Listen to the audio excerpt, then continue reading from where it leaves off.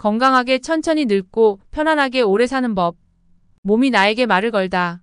내 맘대로 되지 않는 것이 어디 마음뿐일까요? 나이가 들수록 몸도 예전처럼 내 맘처럼 움직여주지 않습니다. 우리는 몸이라는 물리적 한계 속에서 생활할 수밖에 없기에 건강했던 때를 그리워하게 되지요. 그래서 흔하게 들리는 말이 왕년엔 말이야 입니다. 왕년은 내가 한창 잘 나가던 시절의 이야기지요. 지금 생각해도 그때 내가 멋있었단 걸 그때는 몰랐지만 지금은 알겠다는 의미를 내포하고 있습니다. 왕년엔 나도 배에 왕자 있었어. 예전엔 마라톤 완주하곤 했는데 한창 땐 눈 덮인 한라산을 단숨에 올랐지. 이런 말들을 듣다 보면 지금의 나는이라는 말이 뒤에 함축된 듯합니다. 지금의 나는 못하지만 그래도 예전의 나는 이러이러했다. 라는 말은 지금의 내가 정상이 아니라는 말처럼 느껴져서 마음 한구석이 아립니다. 그러나 저는 이런 왕년회로 시작하는 말들이 나쁘게만 느껴지진 않습니다. 이 말이 몸과의 대화를 트는 물꼬가 되거든요. 지금 내 몸이 예전과 다름을 인지하는 것, 바로 이것이 몸과 하는 첫 번째 대화입니다. 그리고 이를 통해 우리가 돌아가고자 하는 목적지를 알 수 있게 되지요. 환자를 치료하다 보면 어디까지를 치료 완료 시점으로 볼 것인지에 대한 환자와 저 사이의 입장 차이를 느끼게 됩니다. 저는 일상생활의 가능함을 목표로 한다면 환자분은 왕년으로 돌아가고 싶어 하지요. 왕년은 갈 수 없는 과거이자 내가 기억하는 나의 최상의 날입니다. 내가 기억하는 왕년으로 몸을 회복하려면 내가 아팠던 기간을 뛰어넘을 정도의 노력이 필요합니다. 하지만 일상으로 돌아가는 정도라면 적은 노력으로도 충분하지요. 저는 그걸 바라고 있습니다. 당신이 왕년의 어느 날이 아니라 몸을 지탱할 수 있고 스스로 감당할 수 있는 정도의 건강 말이에요. 왕년을 이야기할 만큼 당신이 과거의 몸에 대해서 생각해봤다면 그만큼 건강에 대해서 관심을 가지게 되었다는 의미입니다. 몸이 나에게 말을 걸 때 더 늦지 않게 나를 돌봐주는 것, 그것이 우리 이야기의 시작이 될 겁니다. 왕년의 나를 돌아보고 현재의 나를 아프지 않고 건강하게 만드는 몸과의 대화를 시작하지요. 사랑과 아픔은 극단적인 두 단어로 각자의 의미를 가지지만 함께 얽히고 설킨다면 우리 삶에서 큰 부분을 차지하고 있습니다. 사랑과 아픔은 다른 양면인 것처럼 함께 존재합니다. 그래서인지 아픔은 사랑을 내포하고 있습니다. 몸이 아플 때 마음도 함께 아프고 우리는 그 속에서 고통을 느낍니다. 하지만 그 고통에서 벗어날 희망을 버리지 않으면 고통의 터널을 지나고 우리는 무한한 감사와 행복을 느끼게 됩니다. 몸의 통증은 삶을 아프게 하지만 삶의 유한성과 소중함을 알려주는 귀중한 역할을 합니다. 마음의 통증은 내가 소중히 여기는 것이 무엇인지 깨닫게 해줍니다. 우리는 다시 통증에 대해 새롭게 이야기를 해야 합니다. 인생에서 우리가 힘으로 완벽하게 조종할 수 있는 단 한 가지는 태도입니다. 어떤 일이 벌어졌을 때 그것을 받아들이는 태도만큼은 스스로 장악하고 마음대로 조정할 수 있습니다. 따라서 우리에게 무슨 일이 일어나느냐 보다는 더 중요한 것이 있습니다. 그것을 어떻게 받아들이고 처리하느냐입니다. 통증도 마찬가지입니다.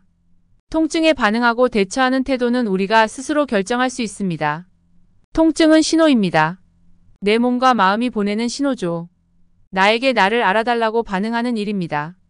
몸에 관심을 가져달라고 아껴달라고 지금 몸이 아프다고 말이죠.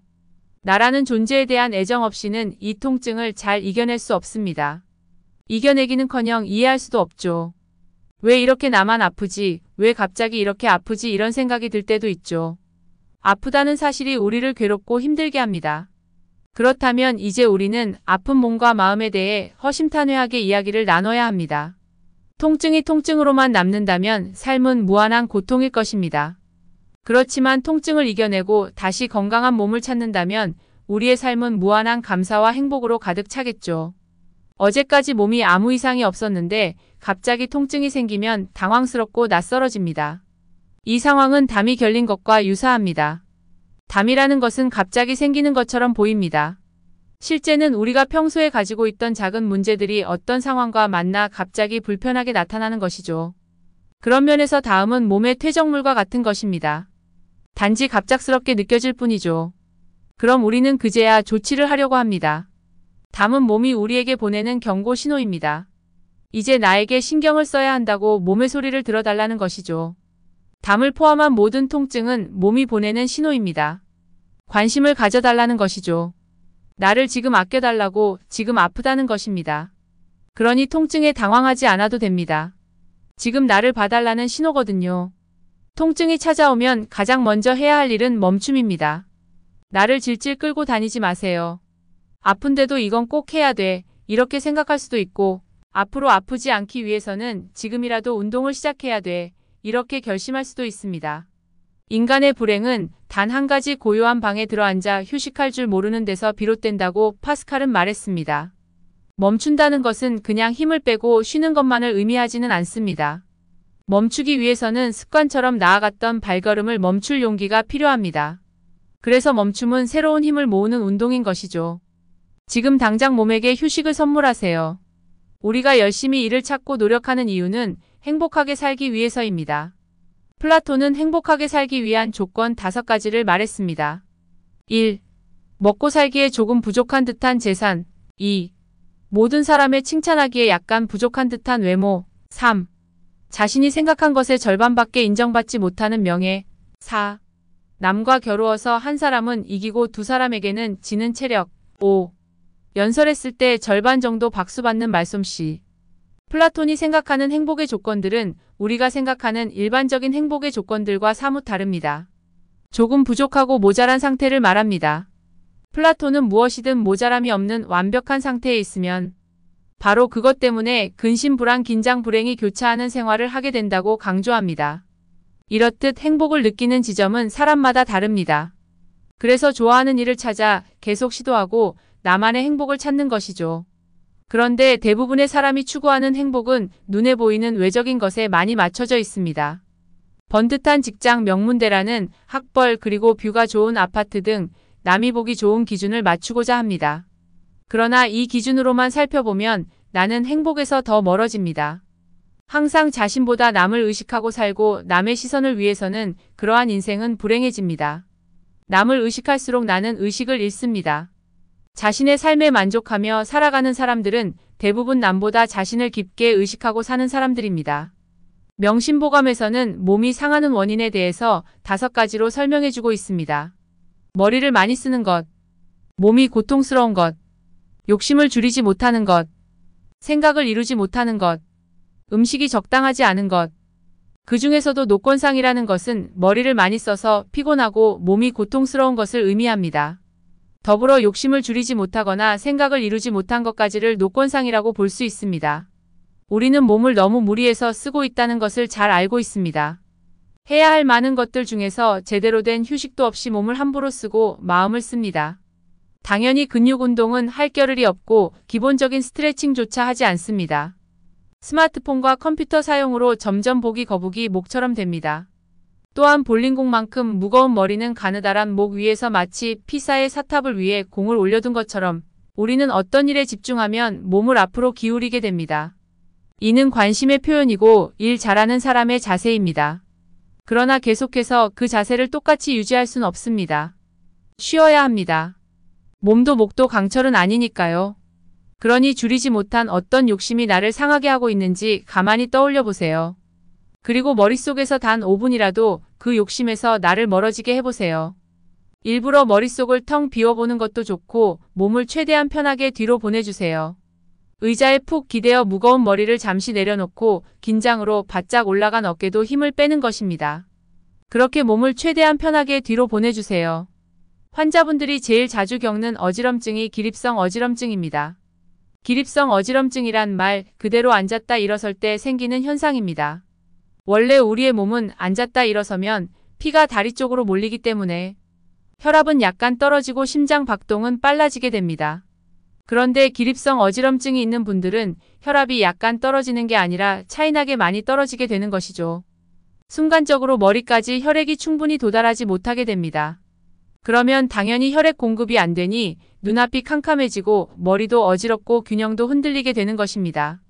그럴 때는 얼른 도로 앉아서 머리를 심장보다 낮게 하면 머릿속에 혈액순환이 회복되어서 증상이 사라지게 됩니다.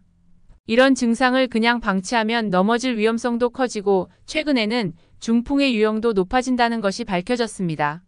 기립성 어지럼증은 심장, 소화기, 종아리 근력과 혈압을 조절하는 잘신경 등 여러 가지 관련이 있습니다. 그러니 이런 증상이 일시적이지 않고 자주 반복된다면 신경검사를 통해 정확한 원인을 파악하는 게 중요합니다. 자신이 느끼는 어지럼증의 원인을 자가 진단하고 치료하려다가 상태가 더욱 악화돼서 내원하는 환자들이 적지 않습니다. 어지러움과 관련된 질환은 많습니다. 어지럼은 증상일 뿐이죠. 그래서 어지러움의 원인을 찾고자 노력합니다. 어지러움은 귀가 이상인 경우도 있고 빈혈인 경우도 있습니다. 그런데 그보다 자주 보이는 원인은 아주 사소한 경우가 더 많습니다. 소화가 잘 안 되는 게 어지러움과 무슨 상관일까요? 멀미를 생각하면 쉽게 이해가 됩니다. 멀미하면 속이 울렁거리고 어지럽고 머리가 무거워집니다. 그러다가 더 심해지면 토를 하게 되죠. 그런데 신기하게도 토를 한 후에 머리가 가벼워지는 것을 느끼지 않을까요? 울렁거림과 어지러움은 상관관계가 있습니다. 속이 울렁거리면 어지러움을 느끼고 어지러움이 느껴지면 속이 울렁거립니다. 그러니 소화가 잘 되지 않기 시작하면 머리가 핑 돌면서 어지럽기도 합니다. 머리가 기울어진다는 것은 무슨 뜻일까요? 몸 전체가 기울어진 것일 수도 있고 어깨가 틀어진 경우도 있습니다. 또는 머리만 한쪽으로 기울어진 경우도 있을 것입니다. 이것은 자세 문제일 수 있습니다.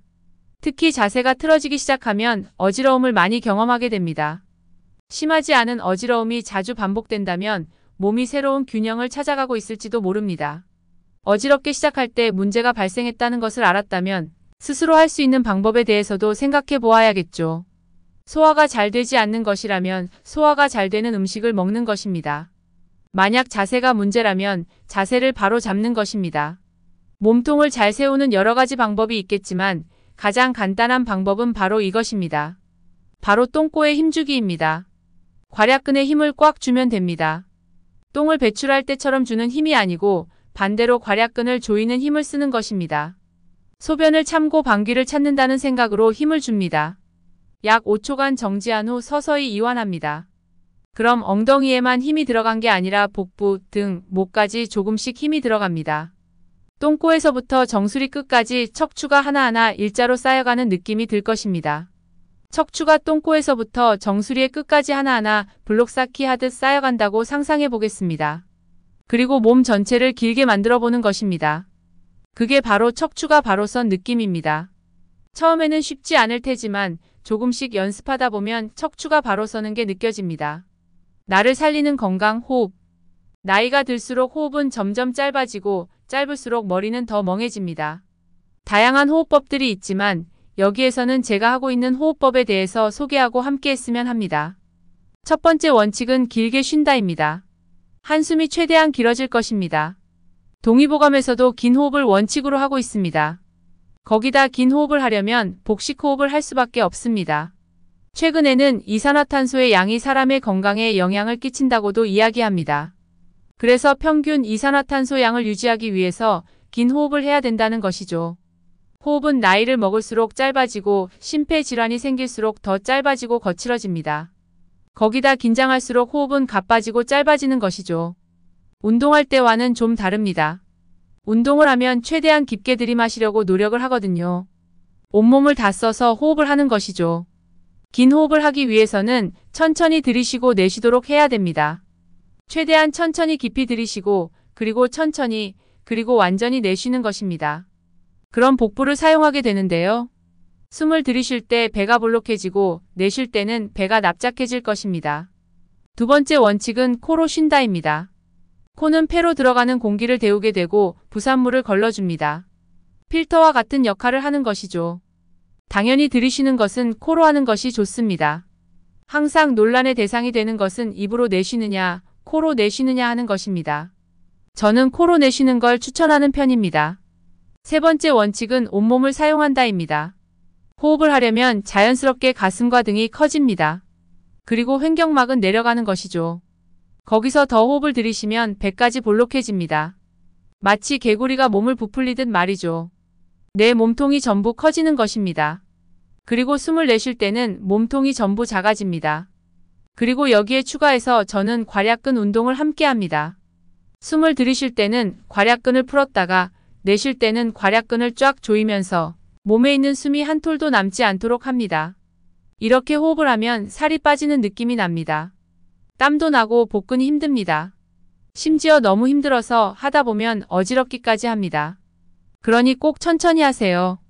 그리고 호흡에 온 정신을 집중해 주세요. 다음은 노화에 대한 동의보감의 해석입니다. 누구나 같은 속도로 변하지 않습니다. 사람마다 더 약한 곳이 있고 더 뛰어난 부분이 있습니다. 노화와 상관없이 사고를 당하거나 또 그렇게 되면 또 다른 변수가 생겨서 고통을 주고 그 때문에 노화가 빨라질 수도 있습니다. 하지만 동의보감을 통해서 느껴야 할 것은 우리가 유한한 존재로 변화를 겪는 것이 당연하다는 사실입니다. 우리는 자연스럽게 변합니다. 자연스럽게 늙어가는 것입니다. 모든 생명과 모든 자유는 늙습니다. 심지어 태양도 늙고 지구도 늙죠. 자연을 거스를 수는 없습니다. 그렇지만 우리는 나이를 늙음의 관점으로만 봐서는 안 됩니다. 우리의 몸은 나이를 먹고 약해진다고 생각하기 쉽지만 실제의 몸은 나이를 먹을수록 점점 내 생활에 최적화됩니다. 내 몸은 내가 살아온 결과물인 것이죠. 내가 아는 하루의 생각, 표정, 행동 등 모든 활동의 산물입니다. 우리의 몸이 나이를 먹고 나에게 익숙해지면 삶에 대해서 이해도가 깊어지고 넓어지게 됩니다. 그래서 나이를 먹는다는 것은 가장 최상의 내가 되는 길이라고 생각합니다. 나를 키우는 일이죠. 나의 마음은 나무와 같아서 나이테를 갖는 것처럼 느껴집니다. 마음이 가지는 나이테는 봄, 여름, 가을, 겨울이 묻어 있습니다. 현실 속에서 상처 입은 내가 거기에 있고 따뜻한 바람이 불 듯 따뜻한 마음을 만났던 시간도 거기에 있습니다. 기분이 나쁠 때 배고픔과 상관없이 단 것이 땡깁니다. 우리의 뇌는 스트레스를 받으면 위기에 대한 반응으로 교감신경을 작동시킵니다. 교감신경이 작동하면 우리는 위기를 대처하는 반응을 하게 되는 것이죠. 포식자가 나타났다. 달리자. 공격하자. 이렇게 말이죠. 그런데 스트레스 상황에서는 위기 상황과 똑같은 반응을 합니다. 심박수가 올라가고 호흡이 가빠집니다. 에너지를 팔다리로 보내기 위해서 소화기관으로 에너지를 적게 보낸 것이죠. 그리고 내가 팽팽 돌아가면 그러면서 에너지를 소모합니다. 위기 상황이 아니고 뛸 필요도 없는데 스트레스에 대해서 몸은 위기로 반응합니다. 몸은 에너지를 자꾸 쓰고 계속해서 에너지를 달라고 부탁을 합니다. 그럼 내가 단 것을 먹어야겠다 이렇게 생각합니다. 그래서 스트레스를 받으면 단 게 땡기게 되는 것입니다. 단 것을 우리의 마음을 풀어주는 대명사처럼 여기게 되는 것이죠. 이 과정을 거치면서 당이 도처에 널려있는 건강하지 못한 몸을 갖게 됩니다. 하지만 몸은 당분을 절대 밖으로 내보낼 생각이 없습니다. 좋은 에너지원이기 때문에 낭비하고 싶지 않은 것이죠. 돈이 들어왔는데 놓칠 사람이 있을까요? 똑같은 이치입니다. 그래서 당을 지방으로 바꿔서 간이나 복부에 쌓아둡니다. 지방간이나 내장지방 등이 생기는 이유죠.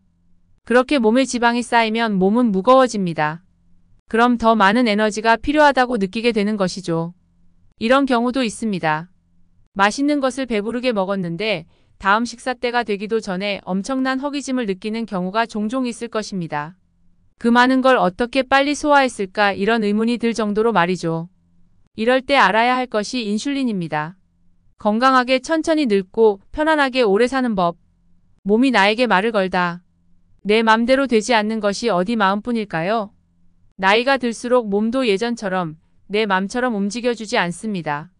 우리는 몸이라는 물리적 한계 속에서 생활할 수밖에 없기에 건강했던 때를 그리워하게 되지요. 그래서 흔하게 들리는 말이 왕년엔 말이야 입니다. 왕년은 내가 한창 잘 나가던 시절의 이야기지요. 지금 생각해도 그때 내가 멋있었단 걸 그때는 몰랐지만 지금은 알겠다는 의미를 내포하고 있습니다. 왕년엔 나도 배에 왕자 있었어. 예전엔 마라톤 완주하곤 했는데 한창 땐 눈 덮인 한라산을 단숨에 올랐지. 이런 말들을 듣다 보면 지금의 나는이라는 말이 뒤에 함축된 듯합니다. 지금의 나는 못하지만 그래도 예전의 나는 이러이러했다. 라는 말은 지금의 내가 정상이 아니라는 말처럼 느껴져서 마음 한구석이 아립니다. 그러나 저는 이런 왕년회로 시작하는 말들이 나쁘게만 느껴지진 않습니다. 이 말이 몸과의 대화를 트는 물꼬가 되거든요. 지금 내 몸이 예전과 다름을 인지하는 것, 바로 이것이 몸과 하는 첫 번째 대화입니다. 그리고 이를 통해 우리가 돌아가고자 하는 목적지를 알 수 있게 되지요. 환자를 치료하다 보면 어디까지를 치료 완료 시점으로 볼 것인지에 대한 환자와 저 사이의 입장 차이를 느끼게 됩니다. 저는 일상생활의 가능함을 목표로 한다면 환자분은 왕년으로 돌아가고 싶어 하지요. 왕년은 갈 수 없는 과거이자 내가 기억하는 나의 최상의 날입니다. 내가 기억하는 왕년으로 몸을 회복하려면 내가 아팠던 기간을 뛰어넘을 정도의 노력이 필요합니다. 하지만 일상으로 돌아가는 정도라면 적은 노력으로도 충분하지요. 저는 그걸 바라고 있습니다. 당신이 왕년의 어느 날이 아니라 몸을 지탱할 수 있고 스스로 감당할 수 있는 정도의 건강 말이에요. 왕년을 이야기할 만큼 당신이 과거의 몸에 대해서 생각해봤다면 그만큼 건강에 대해서 관심을 가지게 되었다는 의미입니다. 몸이 나에게 말을 걸 때 더 늦지 않게 나를 돌봐주는 것, 그것이 우리 이야기의 시작이 될 겁니다. 왕년의 나를 돌아보고 현재의 나를 아프지 않고 건강하게 만드는 몸과의 대화를 시작하지요. 사랑과 아픔은 극단적인 두 단어로 각자의 의미를 가지지만 함께 얽히고 설킨다면 우리 삶에서 큰 부분을 차지하고 있습니다. 사랑과 아픔은 다른 양면인 것처럼 함께 존재합니다. 그래서인지 아픔은 사랑을 내포하고 있습니다. 몸이 아플 때 마음도 함께 아프고 우리는 그 속에서 고통을 느낍니다. 하지만 그 고통에서 벗어날 희망을 버리지 않으면 고통의 터널을 지나고 우리는 무한한 감사와 행복을 느끼게 됩니다. 몸의 통증은 삶을 아프게 하지만 삶의 유한성과 소중함을 알려주는 귀중한 역할을 합니다. 마음의 통증은 내가 소중히 여기는 것이 무엇인지 깨닫게 해줍니다. 우리는 다시 통증에 대해 새롭게 이야기를 해야 합니다. 인생에서 우리가 힘으로 완벽하게 조종할 수 있는 단 한 가지는 태도입니다. 어떤 일이 벌어졌을 때 그것을 받아들이는 태도만큼은 스스로 장악하고 마음대로 조정할 수 있습니다. 따라서 우리에게 무슨 일이 일어나느냐 보다는 더 중요한 것이 있습니다. 그것을 어떻게 받아들이고 처리하느냐입니다. 통증도 마찬가지입니다. 통증에 반응하고 대처하는 태도는 우리가 스스로 결정할 수 있습니다. 통증은 신호입니다. 내 몸과 마음이 보내는 신호죠. 나에게 나를 알아달라고 반응하는 일입니다. 몸에 관심을 가져달라고 아껴달라고 지금 몸이 아프다고 말이죠. 나라는 존재에 대한 애정 없이는 이 통증을 잘 이겨낼 수 없습니다. 이겨내기는커녕 이해할 수도 없죠. 왜 이렇게 나만 아프지? 왜 갑자기 이렇게 아프지? 이런 생각이 들 때도 있죠. 아프다는 사실이 우리를 괴롭고 힘들게 합니다. 그렇다면 이제 우리는 아픈 몸과 마음에 대해 허심탄회하게 이야기를 나눠야 합니다. 통증이 통증으로만 남는다면 삶은 무한한 고통일 것입니다. 그렇지만 통증을 이겨내고 다시 건강한 몸을 찾는다면 우리의 삶은 무한한 감사와 행복으로 가득 차겠죠. 어제까지 몸이 아무 이상이 없었는데 갑자기 통증이 생기면 당황스럽고 낯설어집니다. 이 상황은 담이 결린 것과 유사합니다. 담이라는 것은 갑자기 생기는 것처럼 보입니다. 실제는 우리가 평소에 가지고 있던 작은 문제들이 어떤 상황과 만나 갑자기 불편하게 나타나는 것이죠. 그런 면에서 다음은 몸의 퇴적물과 같은 것입니다. 단지 갑작스럽게 느껴질 뿐이죠. 그럼 우리는 그제야 조치를 하려고 합니다. 담은 몸이 우리에게 보내는 경고 신호입니다. 이제 나에게 신경을 써야 한다고 몸의 소리를 들어달라는 것이죠. 담을 포함한 모든 통증은 몸이 보내는 신호입니다. 관심을 가져달라는 것이죠. 나를 지금 아껴달라고, 지금 아프다는 것입니다. 그러니 통증에 당황하지 않아도 됩니다. 지금 나를 봐달라는 신호거든요. 통증이 찾아오면 가장 먼저 해야 할 일은 멈춤입니다. 나를 질질 끌고 다니지 마세요. 아픈데도 이건 꼭 해야 돼. 이렇게 생각할 수도 있고, 앞으로 아프지 않기 위해서는 지금이라도 운동을 시작해야 돼. 이렇게 결심할 수도 있습니다. 인간의 불행은 단 한 가지 고요한 방에 들어앉아 휴식할 줄 모르는 데서 비롯된다고 파스칼은 말했습니다. 멈춘다는 것은 그냥 힘을 빼고 쉬는 것만을 의미하지는 않습니다. 멈추기 위해서는 습관처럼 나아갔던 발걸음을 멈출 용기가 필요합니다. 그래서 멈춤은 새로운 힘을 모으는 운동인 것이죠. 지금 당장 몸에게 휴식을 선물하세요. 우리가 열심히 일을 찾고 노력하는 이유는 행복하게 살기 위해서입니다. 플라톤은 행복하게 살기 위한 조건 5가지를 말했습니다. 1. 먹고 살기에 조금 부족한 듯한 재산. 2. 모든 사람의 칭찬하기에 약간 부족한 듯한 외모. 3. 자신이 생각한 것의 절반밖에 인정받지 못하는 명예. 4. 남과 겨루어서 한 사람은 이기고 두 사람에게는 지는 체력. 5. 연설했을 때 절반 정도 박수받는 말솜씨. 플라톤이 생각하는 행복의 조건들은 우리가 생각하는 일반적인 행복의 조건들과 사뭇 다릅니다. 조금 부족하고 모자란 상태를 말합니다. 플라톤은 무엇이든 모자람이 없는 완벽한 상태에 있으면 바로 그것 때문에 근심 불안 긴장 불행이 교차하는 생활을 하게 된다고 강조합니다. 이렇듯 행복을 느끼는 지점은 사람마다 다릅니다. 그래서 좋아하는 일을 찾아 계속 시도하고 나만의 행복을 찾는 것이죠. 그런데 대부분의 사람이 추구하는 행복은 눈에 보이는 외적인 것에 많이 맞춰져 있습니다. 번듯한 직장, 명문대라는 학벌, 그리고 뷰가 좋은 아파트 등 남이 보기 좋은 기준을 맞추고자 합니다. 그러나 이 기준으로만 살펴보면 나는 행복에서 더 멀어집니다. 항상 자신보다 남을 의식하고 살고 남의 시선을 위해서는 그러한 인생은 불행해집니다. 남을 의식할수록 나는 의식을 잃습니다. 자신의 삶에 만족하며 살아가는 사람들은 대부분 남보다 자신을 깊게 의식하고 사는 사람들입니다. 명심보감에서는 몸이 상하는 원인에 대해서 5가지로 설명해주고 있습니다. 머리를 많이 쓰는 것, 몸이 고통스러운 것, 욕심을 줄이지 못하는 것, 생각을 이루지 못하는 것, 음식이 적당하지 않은 것. 그 중에서도 노권상이라는 것은 머리를 많이 써서 피곤하고 몸이 고통스러운 것을 의미합니다. 더불어 욕심을 줄이지 못하거나 생각을 이루지 못한 것까지를 노권상이라고 볼 수 있습니다. 우리는 몸을 너무 무리해서 쓰고 있다는 것을 잘 알고 있습니다. 해야 할 많은 것들 중에서 제대로 된 휴식도 없이 몸을 함부로 쓰고 마음을 씁니다. 당연히 근육 운동은 할 겨를이 없고 기본적인 스트레칭조차 하지 않습니다. 스마트폰과 컴퓨터 사용으로 점점 보기 거북이 목처럼 됩니다. 또한 볼링공만큼 무거운 머리는 가느다란 목 위에서 마치 피사의 사탑을 위해 공을 올려둔 것처럼 우리는 어떤 일에 집중하면 몸을 앞으로 기울이게 됩니다. 이는 관심의 표현이고 일 잘하는 사람의 자세입니다. 그러나 계속해서 그 자세를 똑같이 유지할 순 없습니다. 쉬어야 합니다. 몸도 목도 강철은 아니니까요. 그러니 줄이지 못한 어떤 욕심이 나를 상하게 하고 있는지 가만히 떠올려 보세요. 그리고 머릿속에서 단 5분이라도 그 욕심에서 나를 멀어지게 해보세요. 일부러 머릿속을 텅 비워보는 것도 좋고 몸을 최대한 편하게 뒤로 보내주세요. 의자에 푹 기대어 무거운 머리를 잠시 내려놓고 긴장으로 바짝 올라간 어깨도 힘을 빼는 것입니다. 그렇게 몸을 최대한 편하게 뒤로 보내주세요. 환자분들이 제일 자주 겪는 어지럼증이 기립성 어지럼증입니다. 기립성 어지럼증이란 말 그대로 앉았다 일어설 때 생기는 현상입니다.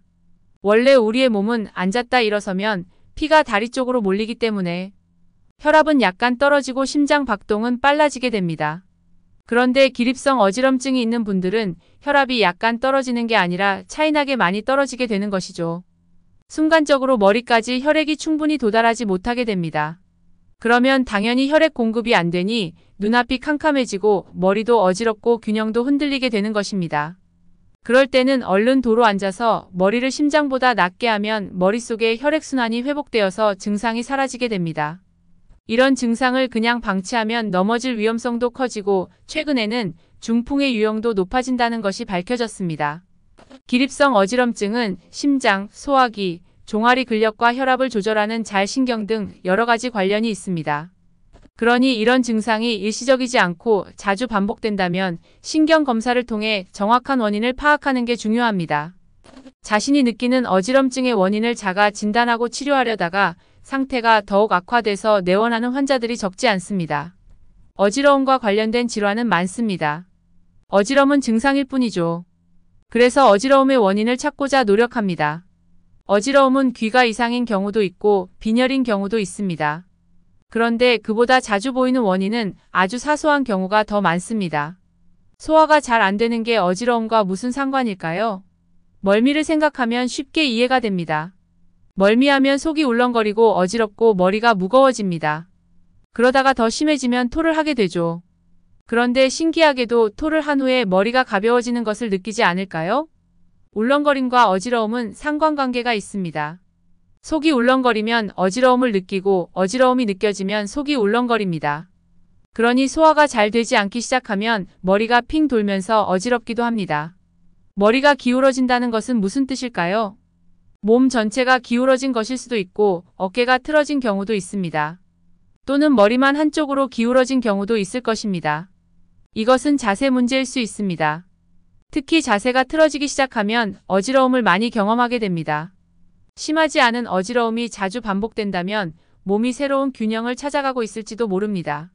어지럽게 시작할 때 문제가 발생했다는 것을 알았다면 스스로 할 수 있는 방법에 대해서도 생각해 보아야겠죠. 소화가 잘 되지 않는 것이라면 소화가 잘 되는 음식을 먹는 것입니다. 만약 자세가 문제라면 자세를 바로 잡는 것입니다. 몸통을 잘 세우는 여러 가지 방법이 있겠지만 가장 간단한 방법은 바로 이것입니다. 바로 똥꼬의 힘주기입니다. 괄약근에 힘을 꽉 주면 됩니다. 똥을 배출할 때처럼 주는 힘이 아니고 반대로 괄약근을 조이는 힘을 쓰는 것입니다. 소변을 참고 방귀를 찾는다는 생각으로 힘을 줍니다. 약 5초간 정지한 후 서서히 이완합니다. 그럼 엉덩이에만 힘이 들어간 게 아니라 복부, 등, 목까지 조금씩 힘이 들어갑니다. 똥꼬에서부터 정수리 끝까지 척추가 하나하나 일자로 쌓여가는 느낌이 들 것입니다. 척추가 똥꼬에서부터 정수리의 끝까지 하나하나 블록 쌓기 하듯 쌓여간다고 상상해 보겠습니다. 그리고 몸 전체를 길게 만들어 보는 것입니다. 그게 바로 척추가 바로 선 느낌입니다. 처음에는 쉽지 않을 테지만 조금씩 연습하다 보면 척추가 바로 서는 게 느껴집니다. 나를 살리는 건강 호흡. 나이가 들수록 호흡은 점점 짧아지고 짧을수록 머리는 더 멍해집니다. 다양한 호흡법들이 있지만 여기에서는 제가 하고 있는 호흡법에 대해서 소개하고 함께 했으면 합니다. 첫 번째 원칙은 길게 쉰다입니다. 한숨이 최대한 길어질 것입니다. 동의보감에서도 긴 호흡을 원칙으로 하고 있습니다. 거기다 긴 호흡을 하려면 복식 호흡을 할 수밖에 없습니다. 최근에는 이산화탄소의 양이 사람의 건강에 영향을 끼친다고도 이야기합니다. 그래서 평균 이산화탄소 양을 유지하기 위해서 긴 호흡을 해야 된다는 것이죠. 호흡은 나이를 먹을수록 짧아지고 심폐질환이 생길수록 더 짧아지고 거칠어집니다. 거기다 긴장할수록 호흡은 가빠지고 짧아지는 것이죠. 운동할 때와는 좀 다릅니다. 운동을 하면 최대한 깊게 들이마시려고 노력을 하거든요. 온몸을 다 써서 호흡을 하는 것이죠. 긴 호흡을 하기 위해서는 천천히 들이쉬고 내쉬도록 해야 됩니다. 최대한 천천히 깊이 들이쉬고 그리고 천천히 그리고 완전히 내쉬는 것입니다. 그럼 복부를 사용하게 되는데요. 숨을 들이쉴 때 배가 볼록해지고 내쉴 때는 배가 납작해질 것입니다. 두 번째 원칙은 코로 쉰다입니다. 코는 폐로 들어가는 공기를 데우게 되고 부산물을 걸러줍니다. 필터와 같은 역할을 하는 것이죠. 당연히 들이쉬는 것은 코로 하는 것이 좋습니다. 항상 논란의 대상이 되는 것은 입으로 내쉬느냐, 코로 내쉬느냐 하는 것입니다. 저는 코로 내쉬는 걸 추천하는 편입니다. 세 번째 원칙은 온몸을 사용한다입니다. 호흡을 하려면 자연스럽게 가슴과 등이 커집니다. 그리고 횡격막은 내려가는 것이죠. 거기서 더 호흡을 들이쉬면 배까지 볼록해집니다. 마치 개구리가 몸을 부풀리듯 말이죠. 내 몸통이 전부 커지는 것입니다. 그리고 숨을 내쉴 때는 몸통이 전부 작아집니다. 그리고 여기에 추가해서 저는 괄약근 운동을 함께 합니다. 숨을 들이쉴 때는 괄약근을 풀었다가 내쉴 때는 괄약근을 쫙 조이면서 몸에 있는 숨이 한 톨도 남지 않도록 합니다. 이렇게 호흡을 하면 살이 빠지는 느낌이 납니다. 땀도 나고 복근이 힘듭니다. 심지어 너무 힘들어서 하다 보면 어지럽기까지 합니다. 그러니 꼭 천천히 하세요. 그리고 호흡에 온 정신을 집중해 주세요. 다음은 노화에 대한 동의보감의 해석입니다. 누구나 같은 속도로 변하지 않습니다. 사람마다 더 약한 곳이 있고 더 뛰어난 부분이 있습니다. 노화와 상관없이 사고를 당하거나 또 그렇게 되면 또 다른 변수가 생겨서 고통을 주고 그 때문에 노화가 빨라질 수도 있습니다. 하지만 동의보감을 통해서 느껴야 할 것은 우리가 유한한 존재로 변화를 겪는 것이 당연하다는 사실입니다. 우리는 자연스럽게 변합니다. 자연스럽게 늙어가는 것입니다. 모든 생명과 모든 자유는 늙습니다. 심지어 태양도 늙고 지구도 늙죠. 자연을 거스를 수는 없습니다. 그렇지만 우리는 나이를 늙음의 관점으로만 봐서는 안 됩니다. 우리의 몸은 나이를 먹고 약해진다고 생각하기 쉽지만 실제의 몸은 나이를 먹을수록 점점 내 생활에 최적화됩니다. 내 몸은 내가 살아온 결과물인 것이죠. 내가 아는 하루의 생각, 표정, 행동 등 모든 활동의 산물입니다. 우리의 몸이 나이를 먹고 나에게 익숙해지면 삶에 대해서 이해도가 깊어지고 넓어지게 됩니다. 그래서 나이를 먹는다는 것은 가장 최상의 내가 되는 길이라고 생각합니다. 나를 키우는 일이죠. 나의 마음은 나무와 같아서 나이테를 갖는 것처럼 느껴집니다. 마음이 가지는 나이테는 봄, 여름, 가을, 겨울이 묻어 있습니다. 현실 속에서 상처 입은 내가 거기에 있고 따뜻한 바람이 불듯 따뜻한 마음을 만났던 시간도 거기에 있습니다. 기분이 나쁠 때 배고픔과 상관없이 단 것이 땡깁니다. 우리의 뇌는 스트레스를 받으면 위기에 대한 반응으로 교감신경을 작동시킵니다. 교감신경이 작동하면 우리는 위기를 대처하는 반응을 하게 되는 것이죠. 포식자가 나타났다. 달리자. 공격하자. 이렇게 말이죠. 그런데 스트레스 상황에서는 위기 상황과 똑같은 반응을 합니다. 심박수가 올라가고 호흡이 가빠집니다. 에너지를 팔다리로 보내기 위해서 소화기관으로 에너지를 적게 보낸 것이죠. 그리고 내가 팽팽 돌아가면 그러면서 에너지를 소모합니다. 위기 상황이 아니고 뛸 필요도 없는데 스트레스에 대해서 몸은 위기로 반응합니다. 몸은 에너지를 자꾸 쓰고 계속해서 에너지를 달라고 부탁을 합니다. 그럼 내가 단 것을 먹어야겠다 이렇게 생각합니다. 그래서 스트레스를 받으면 단 게 땡기게 되는 것입니다. 단 것을 우리의 마음을 풀어주는 대명사처럼 여기게 되는 것이죠. 이 과정을 거치면서 당이 도처에 널려있는 건강하지 못한 몸을 갖게 됩니다. 하지만 몸은 당분을 절대 밖으로 내보낼 생각이 없습니다. 좋은 에너지원이기 때문에 낭비하고 싶지 않은 것이죠. 돈이 들어왔는데 놓칠 사람이 있을까요? 똑같은 이치입니다. 그래서 당을 지방으로 바꿔서 간이나 복부에 쌓아둡니다. 지방간이나 내장지방 등이 생기는 이유죠. 그렇게 몸에 지방이 쌓이면 몸은 무거워집니다. 그럼 더 많은 에너지가 필요하다고 느끼게 되는 것이죠. 이런 경우도 있습니다. 맛있는 것을 배부르게 먹었는데 다음 식사 때가 되기도 전에 엄청난 허기짐을 느끼는 경우가 종종 있을 것입니다.